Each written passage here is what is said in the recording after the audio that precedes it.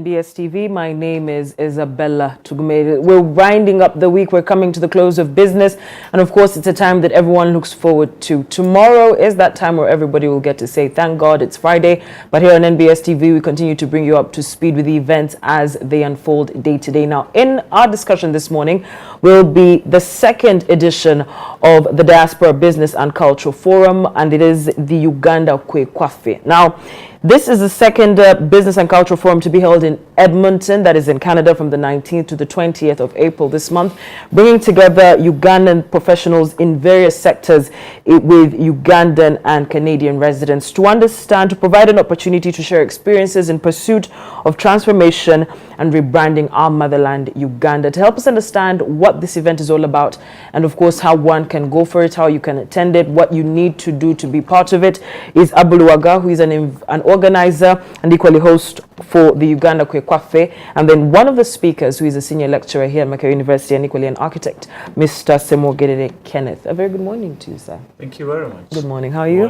Hi, Abu. Hi. How are you today? Fine. How are you? Very fine, thank you. Now, I'll start with you, Abu. Briefly tell us, define Uganda Kwekwaffe Diaspora Business and Cultural Forum and tell us what it's about. Okay, thank you, Isabella.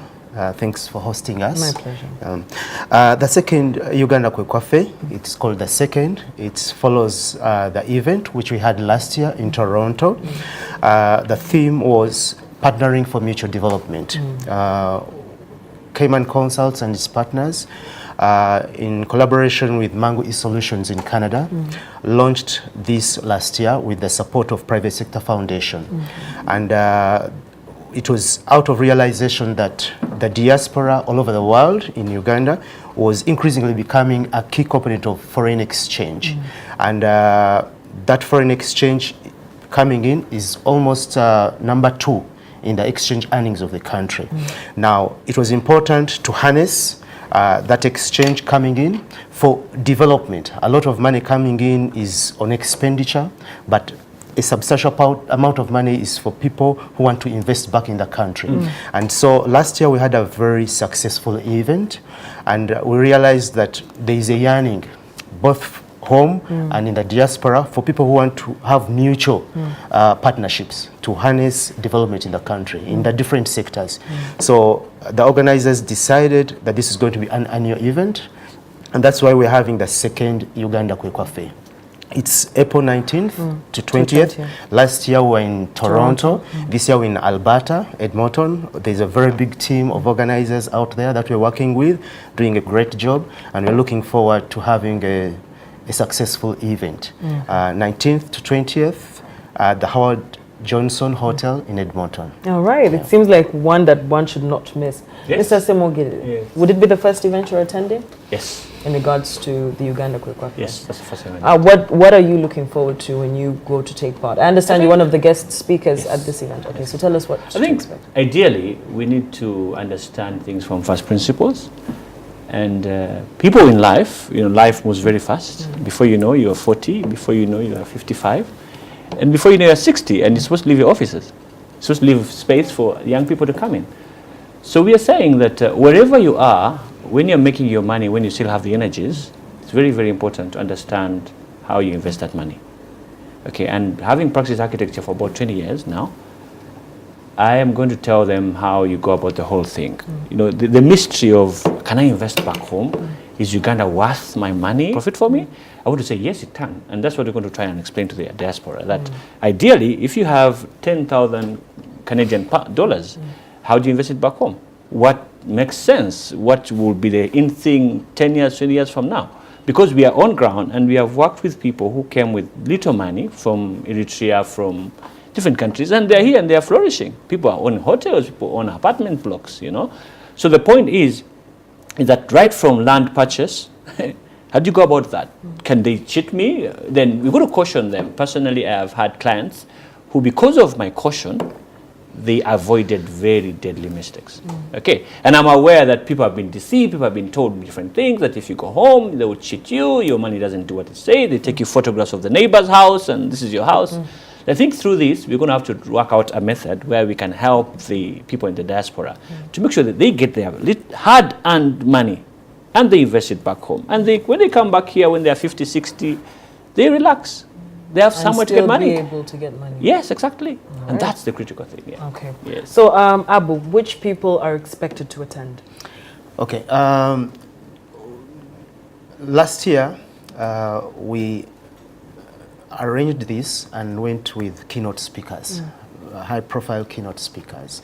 We had a very great crowd coming out, listening to Sheikh Muzata on the social, religious aspects and cultural aspects. We had a great team coming in. This year, we're making it bigger, going with speakers, just as you said, in different expert areas. Dr. Kenneth is here. We're going with Mr. Charles Ochichi, a renowned entrepreneurial development expert. We're going with Haj Karim, media, an expert.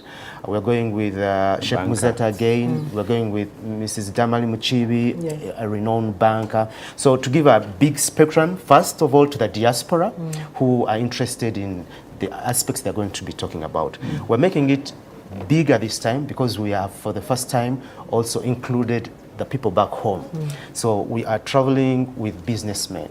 Over the last 1.5 months, people have been applying for visas, and we have a sizable team of people who have successfully got what is required to travel, and we're going with a big team of business people who want to sit down with the diaspora, talk business. So we're expecting people from Uganda and the diaspora.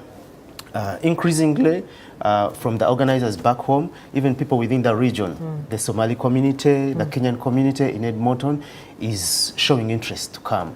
We have got the guest of honor as Honorable Dr. Engineer Ajedra, the Minister of State in Minister of Finance.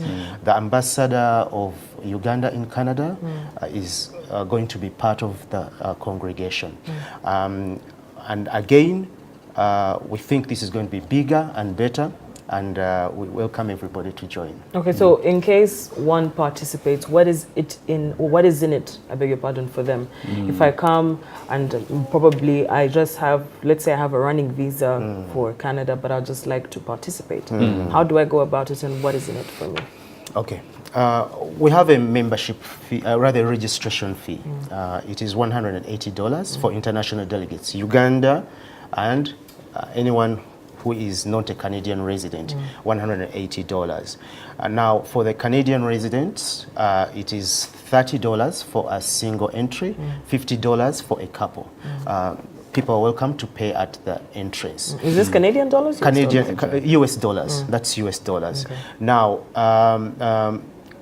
the different people are going to come for different reasons. Of course, there's entertainment and networking. People work so hard. We're going to be in the Easter holidays, so people will come to network, to meet people back home. But then two, people are going to talk business, and to talk about the opportunities, to talk about what they can do back home and hear from the experts. Three, we're trying to increase the range of services that people in the diaspora can be facilitated at such forums like Uganda Kwekwaffe. And we have worked hard and are honored that we're going to travel with the National Identification Registration Authority, NIRA. They're going to be part of the team just to make sure that we facilitate our people back in Canada to get the ID. Just as you see, the ID is very important right now for most of the transactions that we're going to do. So that's this year we have said, let's give our people in Canada this service at the Uganda Kwekwaffe.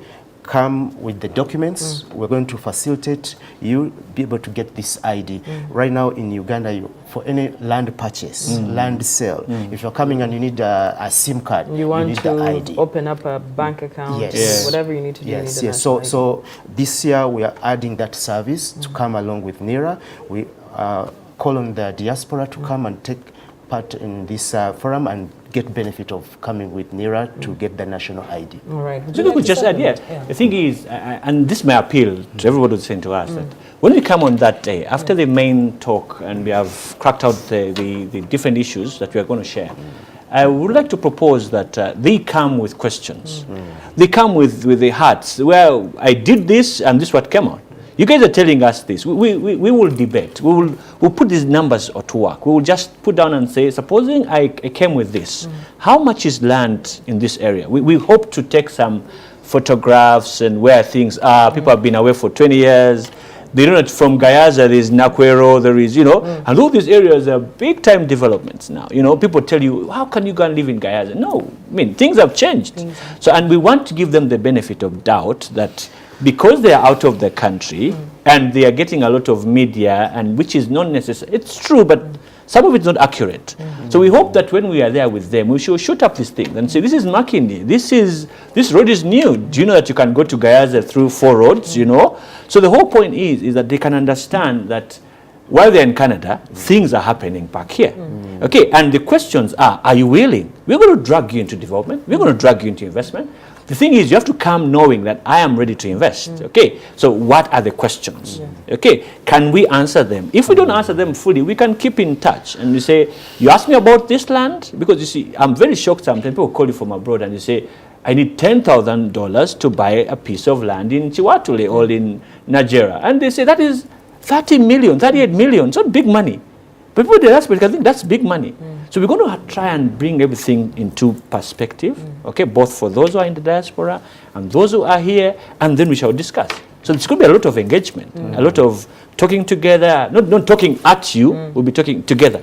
Yes. All right, so you pointed out earlier on that you've had encounters with your clients that live abroad. Yes. Point out maybe 1 or 2 challenges they encounter in regards to acquisition of property or land or anything like that, so that we understand how important this diaspora forum is for those that will listen. One of the things I want to tell you that's very, very interesting, I never started design until I have the land title on my table. And the land title must be in your names. Okay, and that is the big hurdle. Because you see, before you purchase land, the level of investigation that has to go in is fairly detailed. Okay, and one of the threats they have is somebody calls you and said, I want land and I want it tomorrow. I don't work with such clients. Okay, it has to be clear that this thing is worth your time. Okay, let's double check this land just one more time. So the big one is, don't rush into buying property. The level of investigation, the level of critique that has to go into, is this land really true? Is he the owner? That's one big rush they have had. You buy land and you're 3 owners. And then you begin court cases and never end. So, okay, so we're going to guide them and say, if you're going to buy a title, this is how an accurate title should look like. Okay, this should be the signature. The dates have to correlate, The names and your ID name and the name of the title must match. Many tell me, I will change the land tomorrow. But I caution you, once you invest on land, the value changes. And when the value changes and you want to change the land at that time, it becomes much more difficult. Okay, so the point is that those troubles, one was change of land, and to come, that's my land. Number 2, how much does it cost to invest in Uganda? Okay, so those are critical questions. And when we go for the diaspora meeting, we're going to have to sit down and be practical here and say, if land is this much, the foundation. Now, the last thing which I can share is the builders. You can have a whole range of builders in this country. But for quality, we need to build for posterity. One of the challenges we have is that our forefathers did great buildings. Okay, and one of me as an architect, I'm very particular on quality. Because you see, once you do things like everybody does them, you're going to be in trouble.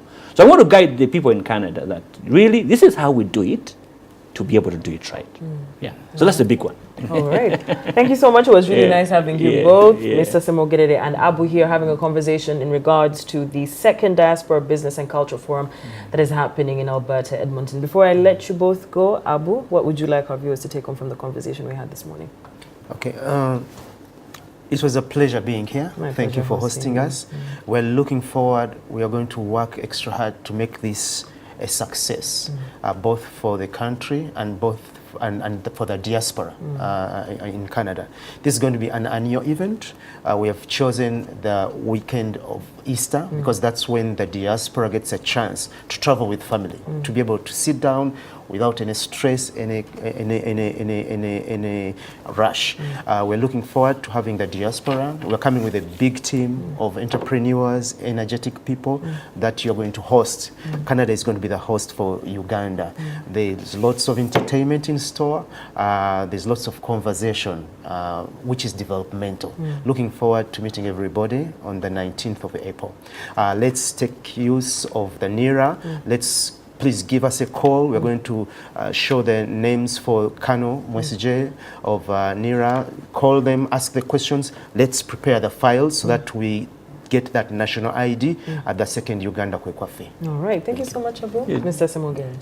Just in summary, I am very, very passionate about this issue, the one of public-private partnerships. Exactly. Okay. Makerere has begun teaching this course, and I'm one of the authors. So when I'm there, I'm going to try and brief them that this thing should not be for foreigners. Ugandans that have money should come and invest in this thing. This is the way to go. Governments have deficit budgets, and if you're going to do any development for the country, so the point is, how do I be part of public-private partnerships back in my country?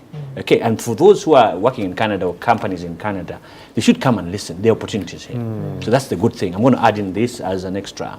Just as an extra. Yeah. Well, it was really nice having you both. Thank you so much for sparing time to speak to us. The conversation this morning is around the second Diaspora Business and Cultural Forum, the Uganda Kwekwaffe. All this happening on the 19th and the 20th of April. This is an Easter break. Please do not miss out on this beautiful event. For Ugandans attending, it's $180. Go and be part of this marvelous event and see how best you can expand the little knowledge that you have.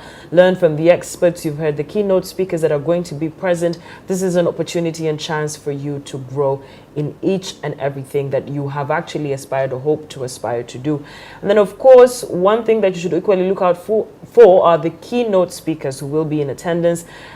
If I may, some of them will be Haj Karim Kalisa, Sheinu Amzata, Adamali Mchibi, Charles Osisi, and of course, Dr. Kenneth Ssemwogerere, who was here with us on the show, highlighting some of the things they will be discussing and the conversation that will be growing around the 19th to the 20th in Alberta in Canada. This brings us to the end of the breakfast meeting. My name is Isabella Tugumi. Good morning. God bless.